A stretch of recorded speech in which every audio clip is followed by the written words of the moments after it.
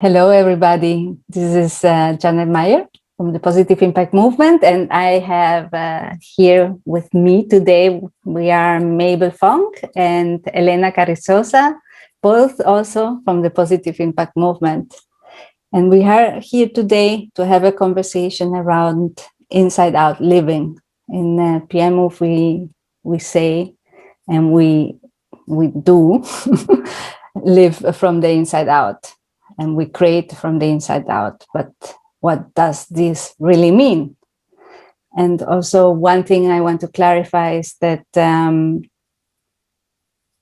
inside out living is for everybody something different, because we all are so unique that we all live differently. And much of what we are and do, at the end, it depends on our walk, no? What we've walked, where we've been, our culture, our everything, the shoes we're walking, no? With.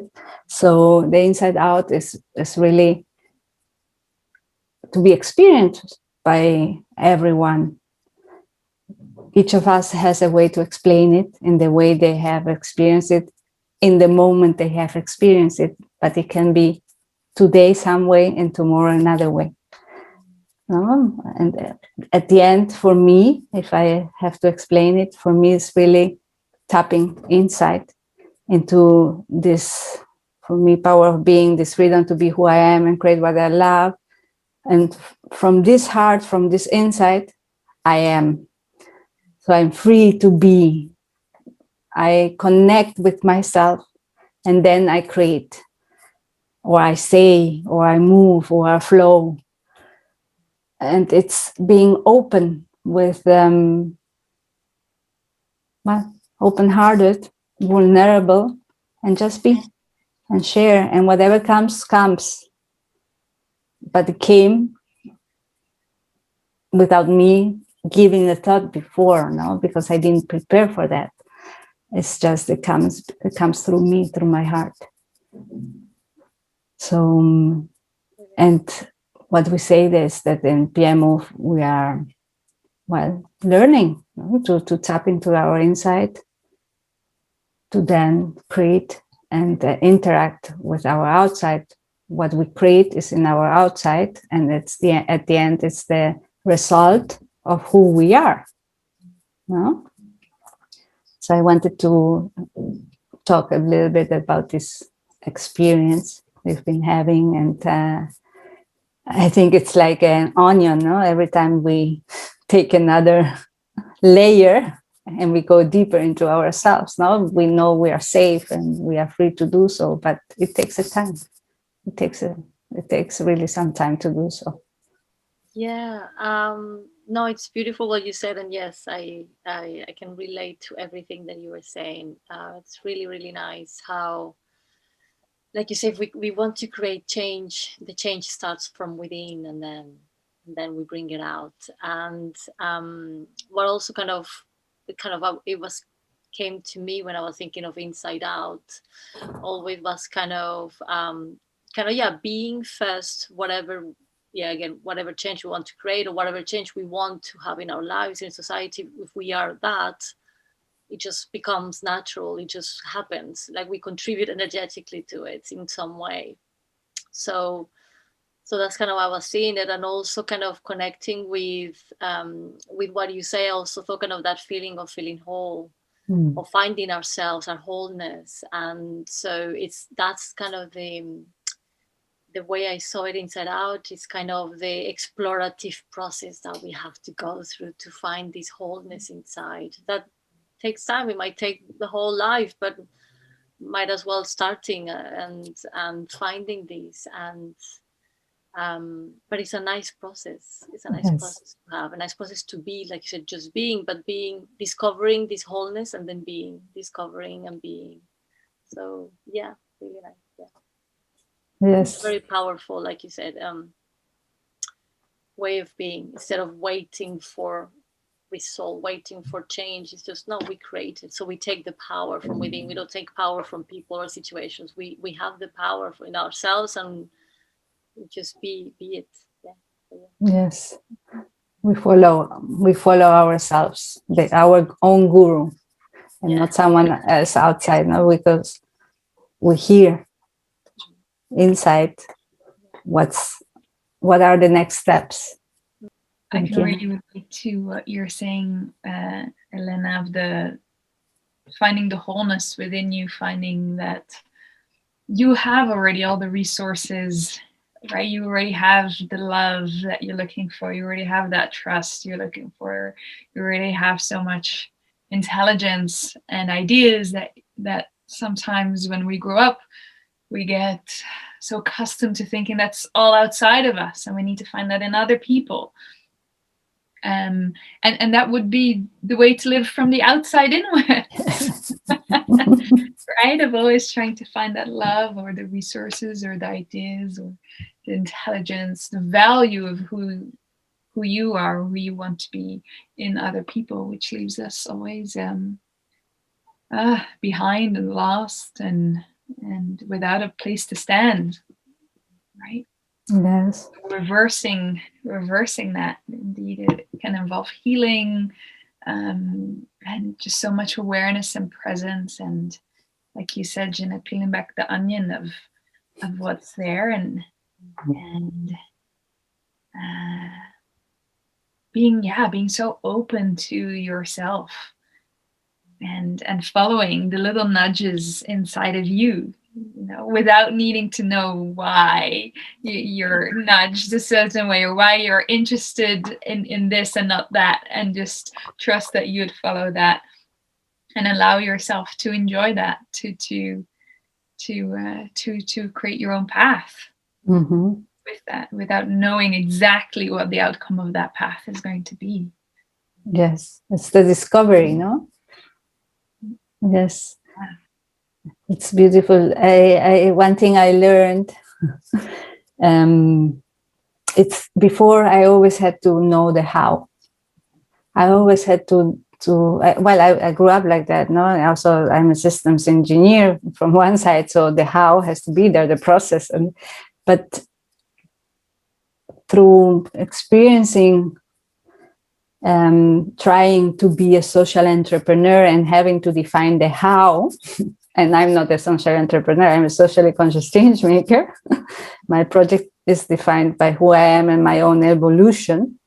So it continues evolving, and it will continue evolving forever.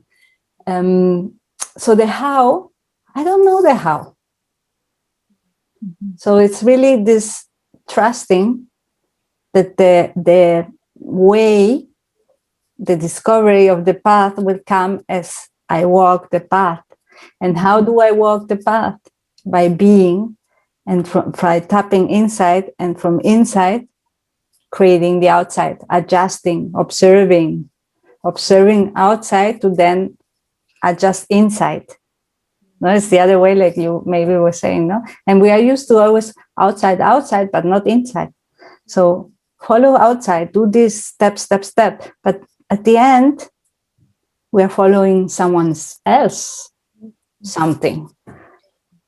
And what about us? No, we forget about us and about who we are and what we create. And through who we are and what we create, one day, and that's why I always say we don't have to search for a purpose. No, our purpose is to be who we are, and from there we create what we love, and that will be the purpose that it's called on the outside, not the purpose.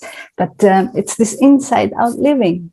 Yeah. Look inside and walk and do a step.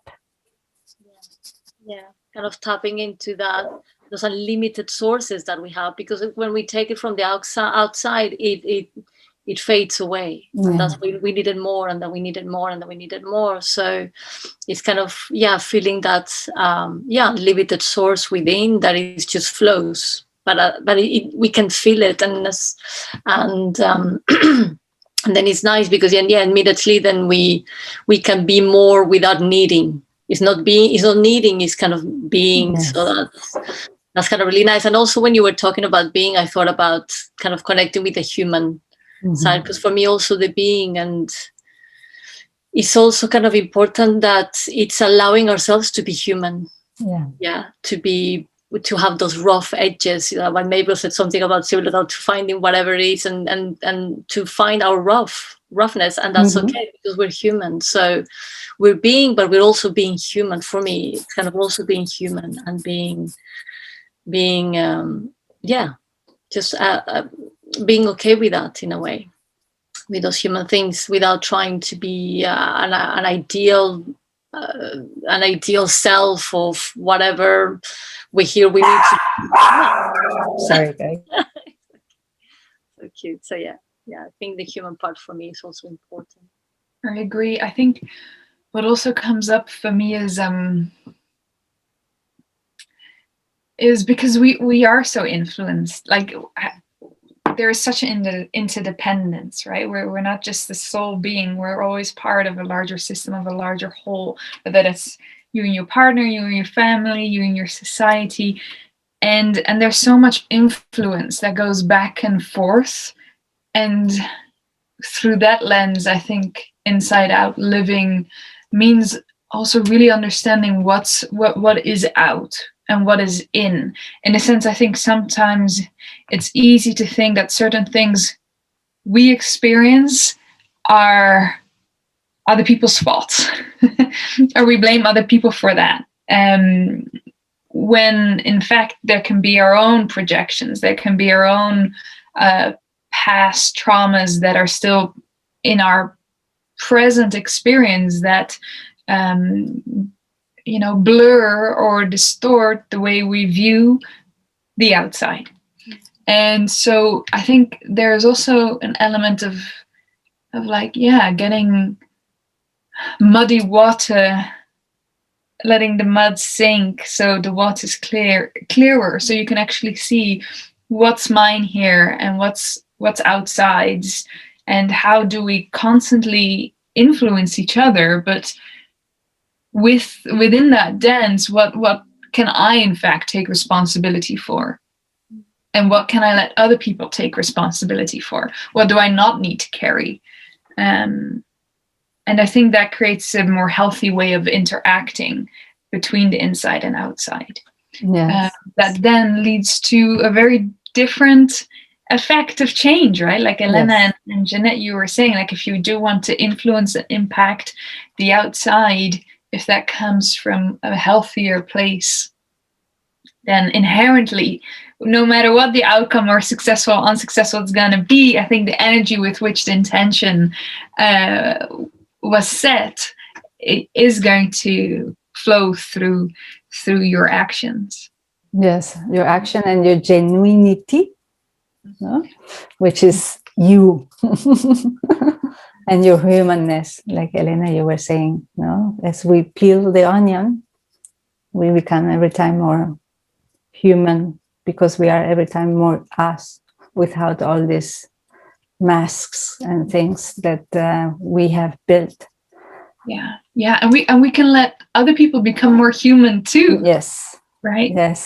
Yes, and that's why it's that's also one reason why the movement is called the Positive Impact Movement, because once we become who we are and we create what we love, we are positively impacting through who we are, through our being and our doing in our surrounding. So yes, so thank you so much for being here. We will repeat for sure. I love you ladies a lot. Thank you so much. Thank you for the conversation. Thank you. Bye-bye.